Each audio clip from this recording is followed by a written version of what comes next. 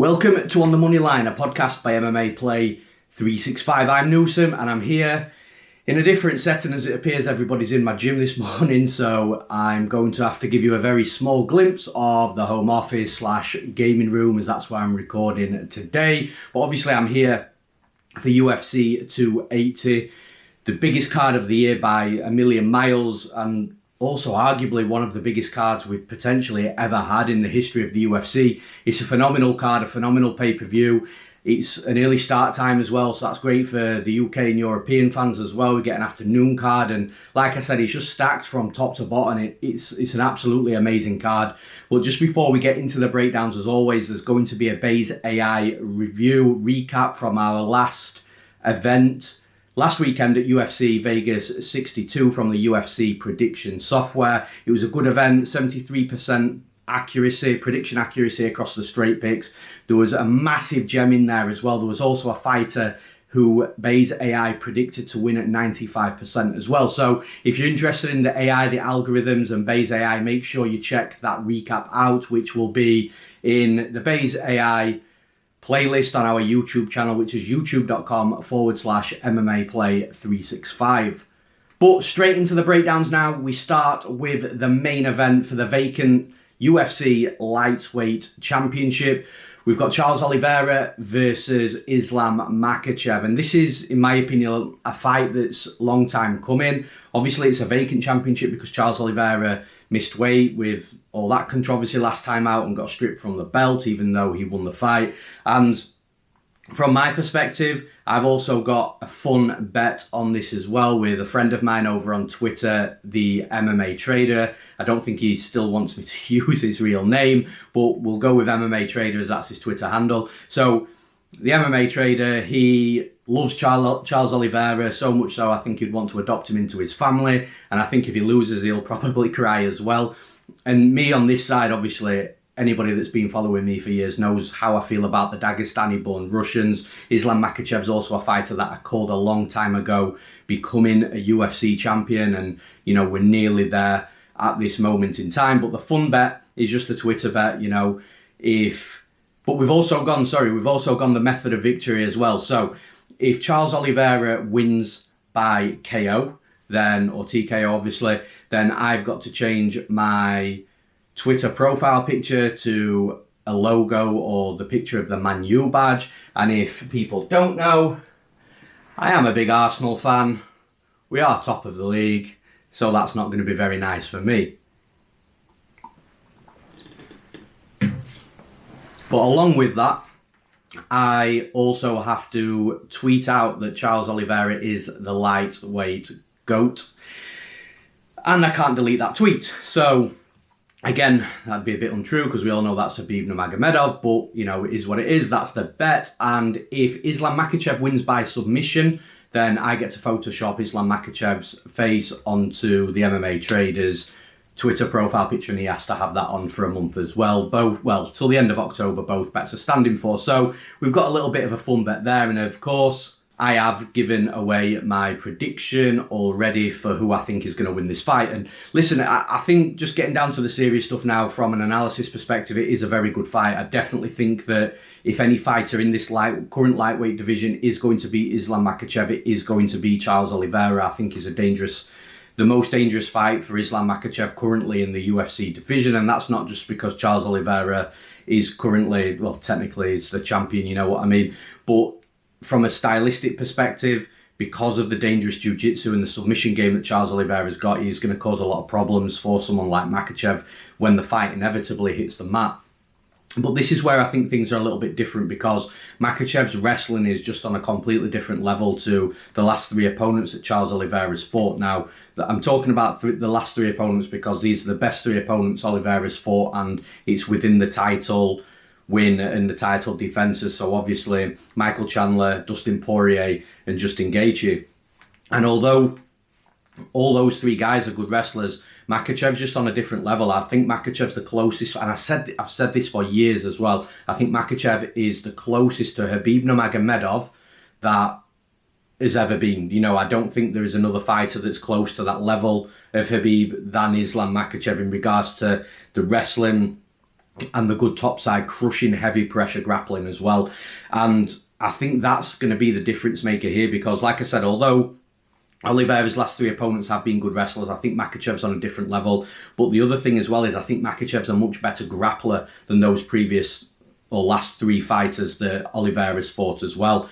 I also think, and again, this is a positive and a negative, all those 3 guys that Oliveira fought last time out have gone hard into round 1, put Oliveira down, try to finish him, put all their efforts in to try and finish him, and then ultimately not being able to tie it out a little bit, and then Oliveira's been able to take over. I don't think Makhachev's going to... You can never say never, but it's unlikely that Makhachev's going to put Charles Oliveira down hard and then jump into a top position and look to try and finish him and empty a gas tank. So it's a completely different fight for Charles Oliveira. I think Oliveira is going to be live for the most part in the early moments of the fight, maybe the first and second round.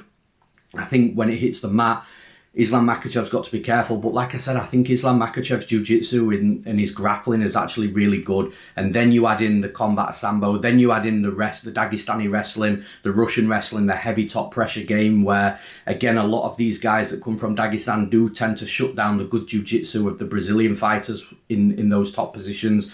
I think it's a fight where the inevitable, in my opinion, is going to happen. Like I said, I've called Islam Makhachev for years now to become a future UFC champion. I think that happens on Saturday night. I'm picking Islam Makhachev to win the fight and become the new UFC lightweight champion. And in the next fight, the co-main event, we get another title fight. This time in the bantamweight division, we've got Aljamain Sterling versus TJ Dillashaw.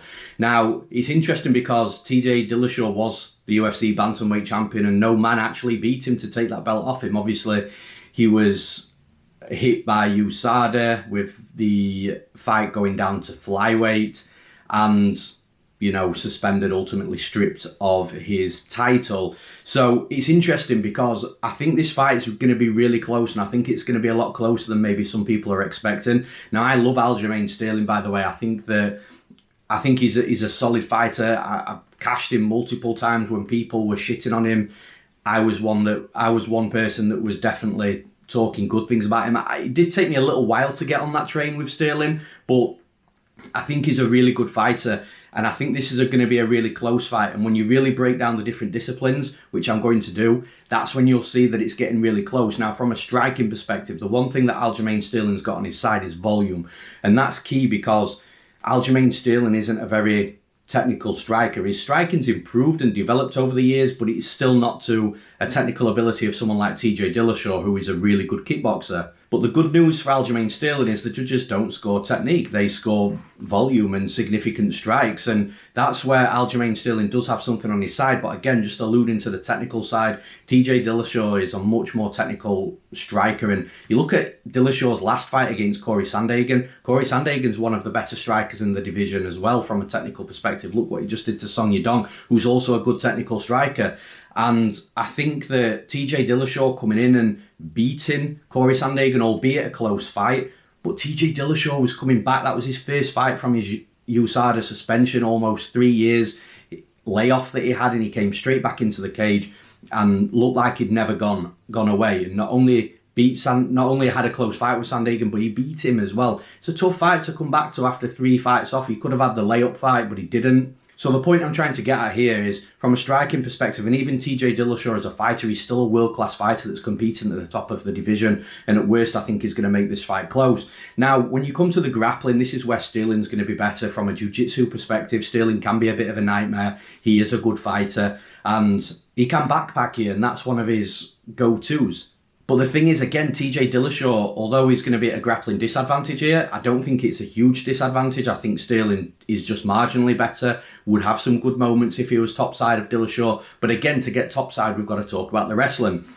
And this is where I think the real difference is going to be made in this fight, because I think TJ Dillashaw's the better wrestler. Maybe not offensively, but defensively. It's going to be very difficult for Sterling to take him down. Sterling, although he's a good wrestler himself, he does fail on a lot of takedown attempts. The other side to Sterling as well, his takedown defense isn't that great either. And you look at a fight like the Cody Stamann fight, and, you know, Cody Stamann took Sterling down 3 times, and took a round off Sterling as well, ultimately got finished with the Sulev stretch submission, which again is a very rare submission. So again, for me, this fight is going to be close. I think you've got Dillashaw that's a slightly better striker.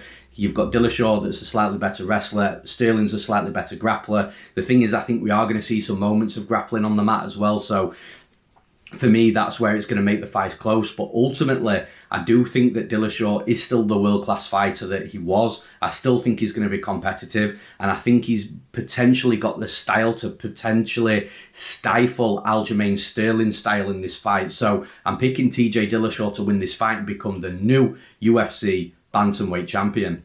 And in the next fight, this is going to be an interesting one. We've got Petr Yan versus Sugar Sean O'Malley.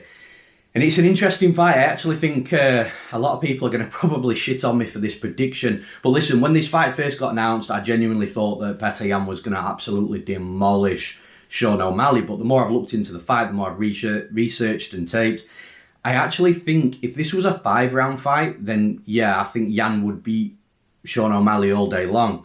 But the fact that it's not and it's a 3-round fight, I think it's going to give Sean O'Malley some opportunities here to potentially steal rounds and potentially win the fight before Yan's even got into it. Yan's notoriously a slow starter, and like for a 5-round fight, that's fine because he's given up round 1, potentially half of round 2, but then he builds into the fight to a point where he's really taking over the fight and putting it on his opponents. But against Sean O'Malley over 3 rounds, you look at Yan against Jimmy Rivera. Jimmy Rivera put it on Yan for over 3 rounds. Really, Yan struggled to get into that fight because it was a 3-round fight. And if it wasn't for Yan actually dropping Rivera a couple of times, he would have lost that fight. And I think that we're going to see something similar here with O'Malley, who's notoriously a quick starter. He's fast, he's got good speed, he's taller, he's longer, he's going to have a reach advantage, he's going to be in the bigger cage here as well. So I think that Sean O'Malley is definitely going to have moments in this fight where he's just starting fast. He could potentially take round 1. He'll start round 2 pretty quickly as well. And when Yan's trying to build himself back into the fight, if O'Malley's movement's still there and his speed's still there and he's darting around the cage and just making it difficult for Yan to land on him, then I think he's going to give himself every opportunity of taking 2 out of the 3 rounds in this fight. Does Yan get inside and put O'Malley down? It's a possibility. And it's also a possibility that Yan really gets off on the low kicks against Sean O'Malley. But again, last fight with Sean O'Malley and Pedro Munoz, you know, I was one saying that Pedro Munoz was going to kick the legs off O'Malley, but O'Malley seems to be getting a little bit wiser with these low kick attacks. The only thing here that's going to be really scary from O'Malley's perspective is the difference in technical striking, because Yan is an absolute phenom when it comes to the technical abilities. But for me, it's not so much the technical abilities that are going to take over in this fight and really put it on O'Malley. It's the speed, the movement, and the fact that O'Malley starts fights quickly. Yan generally doesn't start fights very quickly, and I think at that point it's going to make the fight really, really close. I think we're going to get into a 3rd round where Yan is maybe taking over the fight, but if the first 2 rounds are close, it's going to make for a close decision. Should Yan not get O'Malley out of there? Like I said, I think it's going to be a close fight. I think a lot of people are going to shit on me for this prediction, but I'm actually siding with the underdog and I'm picking Sugar Sean O'Malley to win this fight. And in the next fight, this for me is definitely one of my most intriguing fights on the entire card. We've got Beneil Dariush versus Mateusz Gamrot. And for me, Gamrot is one of my favourite fighters. He's an absolute beast. He's only lost once. That was a very controversial split decision where it could have gone either way. So he could be looking at an unbeaten record at the minute. And like when you look at him as a fighter, his striking is still a little bit hit and miss, I'm not going to lie, but his wrestling and grappling is at a seriously high level. He was a double champion at KSW in the lightweight and featherweight division as well. And he's an ADCC competitor and winner also. So Gamrot's grappling is at a very, very high level, but his wrestling complements that a lot. Like he's got a plethora of different varieties of takedowns. He'll shoot double legs, he'll dive at the ankles of his opponents, he'll look for single leg takedowns, he'll look for trips, he'll look for throws. And he's really relentless when it comes to that wrestling, and he's a good chain wrestler as well. Now on the other side, he's got Beneil Dariush, who I actually think Dariush is the better striker in this fight. I don't think it's by a long way, but I think if this was a 15-minute kickboxing fight, I think Dariush should win. But it's not, it's MMA. The thing is with Dariush, though, he's also a very good grappler. He's a BJJ black belt, a high-level black belt. And this is what's going to make the fight so close. And again, when you're looking at the specific areas that are going to make the difference in the fights, I think that the wrestling's going to make the big difference in this fight, because although, like I said, Dariush has got the edge on the feet striking, I just don't think that Gamrot's going to allow a fight here to have too much action on the feet before he starts looking for takedowns. And I think whoever's on top and in top position is the more likely fighter that's going to, I know it's a cliche, but he's the more likely fighter that's going to have the majority of the success. But because Gamrot's wrestling is better than Beneil Dariush's wrestling, I feel it's Gamrot that's going to be doing the more offensive wrestling with the takedowns. I think Gamrot's going to be the more active wrestler in this fight. I think he's going to be the one because of that to be able to secure the takedowns. And although Dariush is going to give himself a chance of scrambling back up to his feet or reversing positions, I just don't think he's going to be able to easily reverse positions against Gamrot. I think Gamrot's that good of a grappler. So what I'm trying to say basically is I feel that the fight's going to be close, but I think that Gamrot's going to have the majority of the top position time, or more of the top position time, than Dariush. And because of that, he's going to give him more opportunities for a submission. Not that I think he's necessarily going to take Dariush out of there on the mat, because Dariush, like I've already said, is a high-level black belt himself. But I just think because of the wrestling, it's going to give Gamrot more dominance in this fight. For that reason, I'm picking Mateusz Gamrot to win this fight.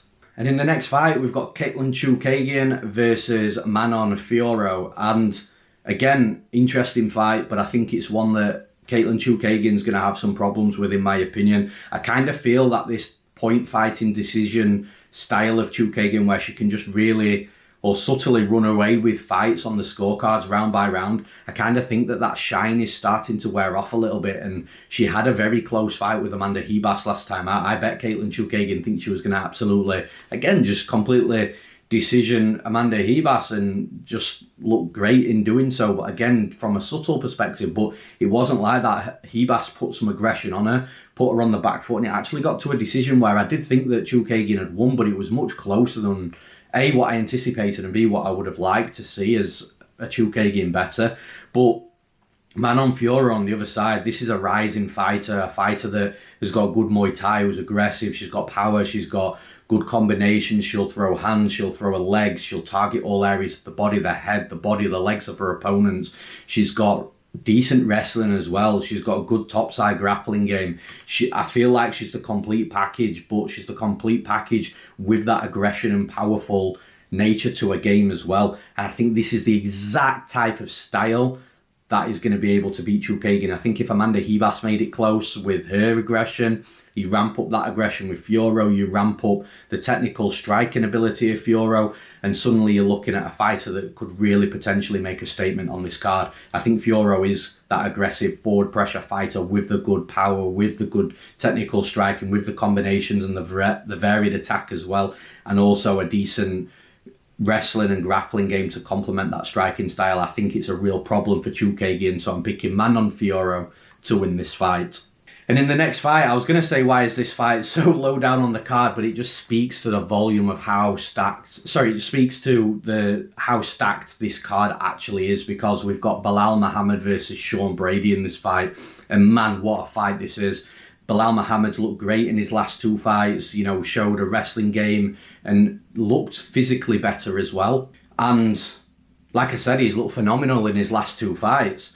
The thing is, though, in his last two fights, he's not really fought anybody with that advanced of a grappling game. And I mean no disrespect to Vicente Luque, because I know he's a grappler and that's where his base in MMA actually started from, the grappling. But he's not the phenom that somebody like Sean Brady is on the mat. And Sean Brady is an extremely good grappler. He's a black belt under Daniel Gracie, same black belt as the likes of your Pat Sabatini's, for example, which are legit black belts. Like, these are very, very good grapplers. And I think that Sean Brady's also got the physical advantage in this fight as well. So again, Belal Muhammad's had a strength, physical, and a grappling edge over his last two opponents in Wonderboy and Vicente Luque, but he's not going to have those advantages against Sean Brady. And in fact, I think it's going to be the other way around. I think Belal Muhammad's actually probably going to have the more striking advantage in this fight over Sean Brady. But again, I think this fight is going to be contested in the close quarters. I think there's going to be a lot of clinch work. I think there's going to be takedowns from both sides.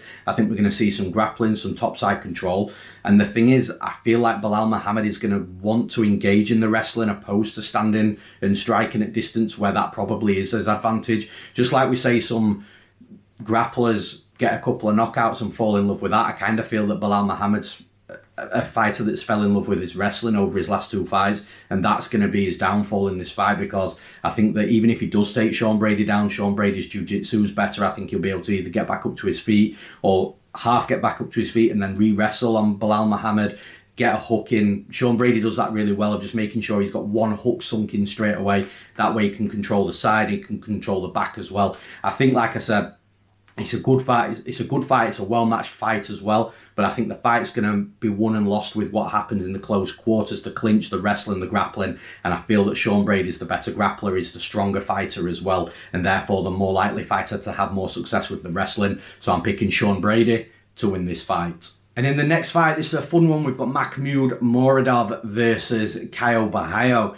Now, Caio Borralho is a fighter that I faded twice now, and that's not because I didn't think he was a good fighter. I was betting the line and also betting the style as well.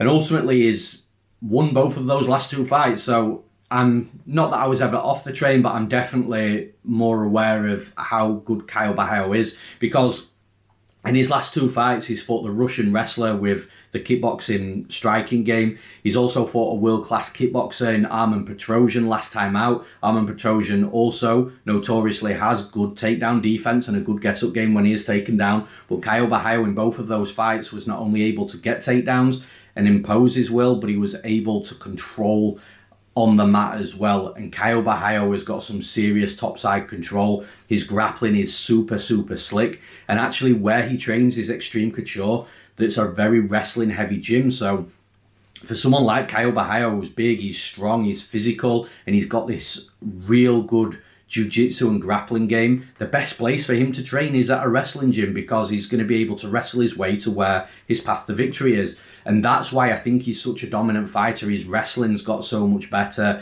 He can get fights down to the mat. Once he gets fights down to the mat, he suffocates his opponents. And he actually does that good of a job on the mat that when his opponents do get back up to the feet, they're very hesitant of striking and getting close, because they don't want to experience what they've just experienced again in the fight. And it's demoralising, but that's what Caio Borralho does. Now on the other side, you've got Muradov, and Muradov's a really good fighter. He's a good, well-rounded fighter. He's got good striking, he's got good wrestling, he's got good grappling. He's very good all round, but he doesn't specialise in one specific area, although you would say he's more predominantly a striker. But I think Caio Borralho, I think the fight is going to be set the way Caio Borralho has in his previous 2 fights. I think he's going to start aggressive, because he is a big guy, Borralho. He does have power in his hands as well, and he can have good forward pressure, but I think he is going to be able to close the distance. I think he is going to be able to get a hold of Muradov. I think his cardio is going to outlast Muradov's as well. Like we saw in Muradov's last fight against Makhachev, who is is predominantly a grappler. And although Makhachev was hurt and Muradov gassed trying to get him out of there, you know, Makhachev managed to get Muradov down 3 times and submit him. So I think if Makachev's able to do that, I think Borralho has got that blueprint's been set out. And I think Borralho's going to follow that blueprint. I think he's going to take him down. I'm not sure he quite submits him, but I think he's going to control him for the most part on the mat. I think through the rounds, if he gets a takedown in every round, which I do believe he's going to, I think he's going to be able to just win the round with good top control time, good heavy pressure, good grappling, threaten submissions, threaten ground and pound. And I think it's a difficult fight for Muradov, so I'm picking Caio Borralho to win this fight. And in the next fight, an interesting one, we've got Volkan Oezdemir versus Nikita Krylov. And again, with this far down the card in the breakdowns, and we're still getting some high-level fights, this is a really good fight in the UFC light heavyweight division. And Nikita Krylov last time out looked great against Gustafsson, but the one argument that you could have, the one counter to that, is Gustafsson has looked an absolute shell of himself. He's a declining fighter, and I don't mean any disrespect, because it happens to every fighter when they get to their end of their career, and it ultimately appears that that's where Gustafsson's at. So I kind of feel that it was Gustafsson that made Krylov look better than what he probably is. And I'm not saying Krylov's a bad fighter, but you know, he looked phenomenal in that fight. But again, you've got to look at the other things surrounding the fight. And then you've got Volkan Oezdemir, on the other side. Volkan Oezdemir went against Paul Craig on the set. These guys both fought on the last UFC London card, which I was at as well. And it was a good fight against Paul Craig. Paul Craig threatened him on the mat, submissions, but Volkan Oezdemir is a really calm, composed fighter. He knows exactly what he's doing inside the cage. He doesn't really make any mistakes either, and this is one actual real good attribute of Volkan Oezdemir. I cannot remember a fight that I've watched of Volkan Oezdemir where he's made that blinding mistake and overexerted himself and made a big error that's cost him big or anything like that. Like, he's a good, safe fighter who's calm, composed, and he's good everywhere. He's a good striker, both moving forwards and backwards. His wrestling is almost impossible to take down. He doesn't have much of an offensive wrestling game, but like I said, really good defensive wrestling. And his grappling's good as well. If he's topside, he's got control. We saw that against Paul Craig, and he stays safe. If he's on his back, he can get back up to his feet. So he's a really good all-round fighter, and so is Krylov, and it's going to make for a really interesting fight. I think Krylov's going to be the faster striker, the better mover, but I think because of the power that Oezdemir's got, that's also going to be a threat for him. I think he could get Nikita Krylov's respect early and maybe slow that speed and movement and maybe start allowing Volkan Oezdemir to get some forward pressure. But ultimately, it's going to be close on the feet. I think Krylov's probably going to try and wrestle in this fight. I'm not convinced he does get Oezdemir down. I'm, again, never say never. He could potentially get him down, but if he does, I think he's A, going to expend a lot of energy doing so, and B, if he does, I think Oezdemir could get back up to his feet. And like I said, I think Oezdemir's got this ability to really, at this level against these types of opponents, he's got the ability to really slow the fight down and get the fight fighting at his pace where he can dictate the pace and the range. I think that's what he does here, which is going to give him a very good chance of winning. I'm actually going to side with Volkan Oezdemir to win this fight. And in the next fight, we've got Zubaira Tukhugov versus Lucas Almeida. Lucas Almeida is an aggressive fighter. He had a good win last time out against Mike Trezano as well as an underdog, but he's aggressive, he's got forward pressure, he's got volume, he's got power in his hands, he's got a decent wrestling and grappling game as well. However, I think Zubaira Tukhugov is going to be at a disadvantage from a striking perspective. He's more of a fighter that will look for the opening, the one opportunity and land one big shot, opposed to putting combinations together.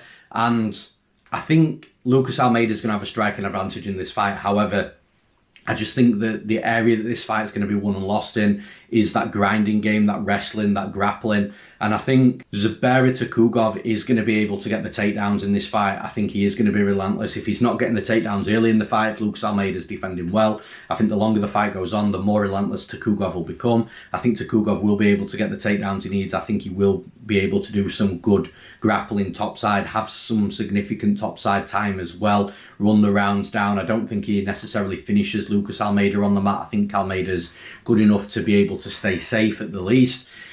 But I think that this fight is going to be one of those typical Russian fights where you've got Tukhugov who is spamming takedown, shooting takedown after takedown. He's got good cardio to do it as well. I think he's going to be able to ground Almeida. I think the longer the fight goes on, the easier the takedowns become. And I think the more takedowns he shoots, the less Almeida is going to have off his back to be able to stand back up to his feet. So I think the early moments are going to be close, but I think Tukhugov's going to take over the longer the fight goes on. I think the wrestling is going to be the focal part of where this fight's won and lost. So I'm picking Zubaira Tukhugov to win this fight. And in the next fight, this should have been Jamie Mullarkey versus Magomed Mustafaev. Unfortunately, Jamie Mullarkey did have to pull out, which is unfortunate. I was looking forward to that. Instead, though, we've got the newcomer making his UFC debut, Yamato Nishikawa, who was fighting Magomed Mustafaev. Now, Nishikawa, I was doing a bit of research last week. This is a 19-year-old Japanese fighter. And at 19 years old, he's had 30 professional fights. And this makes me question his age a little bit. Like, I put a tweet out, people still question Song Yadong's age. Listen to this. So, 19-year-old Japanese fighter, 30 professional fights. He made his professional MMA debut in 2016. That would have made him 13 years old. And that, straight away for me, that's showing some red flags there. But then it goes a little bit further. He's got 5 amateur fights as well. And his first amateur fight was in 2013, which would have made him 10 years old now. Again, I don't know. I mean, there's some dodgy stuff that happens in UK MMA regional scenes, but, you know, an amateur fighter at 10 years old and then a fighter making his professional MMA debut at 13-year-old does scream some question marks at the very least. But listen, This Nishikawa, from a stylistic perspective, he's a very active fighter. He's got good forward pressure. He's got speed. He's got movement. He's got everything that you would imagine from a young, at least we think, youthful fighter. And against Mustafaev, he's definitely going to be the slower fighter. Mustafaev is definitely not going to be as good of a mover. But the thing is with Mustafaev, he's going to be the more technical striker. I've seen Nishikawa taken down on multiple occasions, so I think the wrestling's going to be there for Mustafaev as well. If he's taking Nishikawa down, I think he's going to be able to control him for long periods of time as well. Maybe in the early moments, that speed, that movement, that youthfulness does get Nishikawa out of trouble. But I think the longer the fight goes, the more experienced fighter at the higher level in Magomed Mustafaev is going to show here. I think Mustafaev is the better technical striker. I think he's the better wrestler. I think he's the better topside grappler. I say topside because that's what's going to matter if he's the better wrestler. But I do think he's going to be at a speed and movement disadvantage, which is going to make the fight tricky in some parts. But ultimately, I think the better fighter is going to prevail. So I'm picking Magomed Mustafaev to win this fight. And in the next fight, we've got Abubakar Nurmagomedov versus Gadzi Omar Gadziev.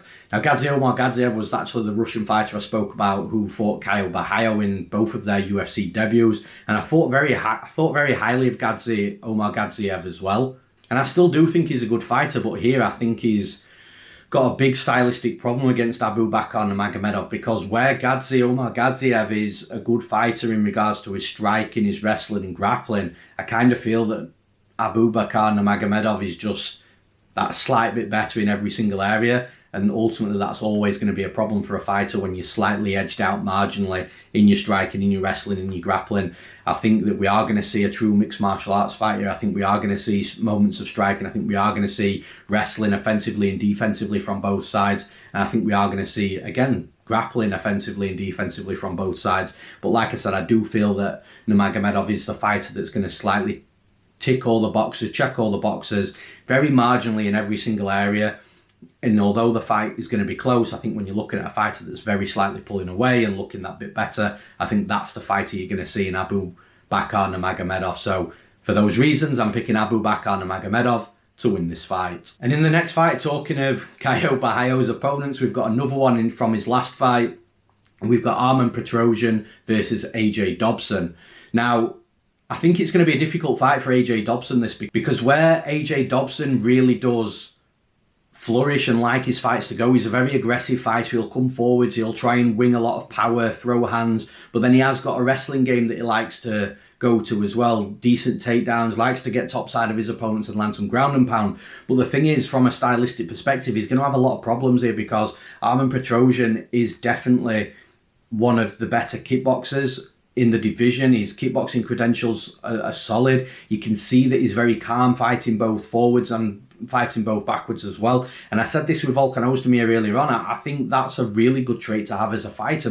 Being able to fight moving as good forwards and backwards is just like a football player or soccer for you guys in the US that can play the ball with both feet. It's such an advantage. And I think Petrosyan's got that level of striking. I think he's the better quality striker in this fight. I think Dobson's probably more aggressive with more power, but the quality in the defensive work and then blending from defence to attack with Petrosyan's kickboxing, I think that's definitely going to outplay what AJ Dobson is going to do on the feet. Again, one punch can change a fight. We're in mixed martial arts, the highest level at the UFC.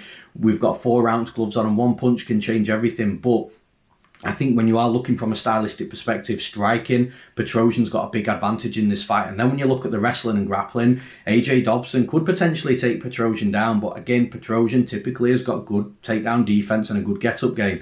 Obviously, he didn't against Caio, but that speaks more on Caio's levels than it does Petrosyan's. And I think if AJ Dobson does try and take him down, he's going to expend a lot of energy taking him down. And I think if Petrosyan gets back up, it could potentially start draining the gas tank of Dobson. So I kind of feel that Dobson's in a real game plan issue in this fight, because if he wrestles and grapples and isn't successful, which there's a chance he won't be, then he's going to fall short. But if he stands striking with Petrosyan, he could land that one shot, but again, he's likely going to find himself falling short. So I think it's a difficult fight. Stylistically favours Petrosyan, so I'm picking Armen Petrosyan to win this fight. And in the next fight, we've got Makhachev versus Malcolm Gordon. I think the UFC are building Makhachev up really well. They're giving him fight by fight slightly better opponent style. Well, maybe not fight by fight, because I think Cody Durden's probably the best fighter at this point that Makhachev's fought. But he's fighting a decent level each time out, and they're building him up nicely. But against Malcolm Gordon, I think that Makhachev's going to have his way with him. Whether you're looking at the striking, the wrestling, the grappling, I think wherever this fight goes, Makhachev is definitely going to look to be the better fighter. I think Malcolm Gordon is a sneaky good fighter that is improving, and he can be a bit of a nightmare for some people with that speed, the movement. He's got a pretty tricky ground game as well. Will throw good submissions up off his back and fast chaining those submissions together. But like I said, I think Makhachev's going to be the better striker. I think when it comes to the movement, the speed, maybe Gordon's got a slight advantage, but I think when they both come together to exchange on the feet, it's going to be Makhachev getting the better of the exchanges. I think Makhachev's wrestling is on a completely different level to Malcolm Gordon. I think that's a real big gap in skill in this fight, and therefore the topside grappling, we've seen the topside grappling of Makhachev. He remains safe, but he's got good heavy pressure on top as well. Makes it really difficult for his opponents to do anything. He's got that suffocating top pressure game. I think it's a nightmare fight for Malcolm Gordon. The bookies agree as well with the odds, and I can understand that for sure. So I'm picking Muhammad Makhachev to win this fight. And in the next fight, the last breakdown of this event, we've got Lina Landsberg versus Carol Hosa. And again, I think it's going to be a relatively one-sided fight. I think Carol Hosa, I don't think it's going to be a complete, utter dominance. But when you look at, again, I said this earlier on, when you look at where a fighter, it was the Nurmagomedov and Omar Gadzhiev fight. And when you really look at the individual disciplines, the striking, the wrestling, the grappling, I do think that Carol Hosa is the slightly better fighter in all those three areas, and that more often than not does display in a fighter getting the hand raised at the end of the night, because it's difficult for the opponent to really get into the fight when they're getting marginally outdone in every single area. I think Landsberg will have some moments, but ultimately I think Carol Hosa, like I've already said, when it comes to the striking, I think she's going to get the better of the striking. When it comes to the wrestling, I think a wrestling, again, she's the more likely fighter to engage in the wrestling, get on top of her opponent, and therefore the jiu-jitsu is going to kick in from that as well. So wherever the fight goes, I do think that Carol Hosa's got the beating of Lina Landsberg, and for that reason, I'm picking Carol Hosa to win this fight. And that's all for this episode of the podcast. We've run a little bit longer than usual. There's more fights than usual. It's the best card we've had all year with some phenomenal fights that I just wanted to spend a little bit more time on, so I apologise for that, but I hope, again, the analysis does help. If you've enjoyed the video, if you enjoyed the breakdowns and the analysis, if I help you win your bets, cash betting tickets, please drop the video a like. Please subscribe to the MMA Play 365 channel as well. It is very helpful. We are trying to get to 1,000 subscribers, but all in all, once again, thank you for listening. I'm Newsom. We'll see you again next week.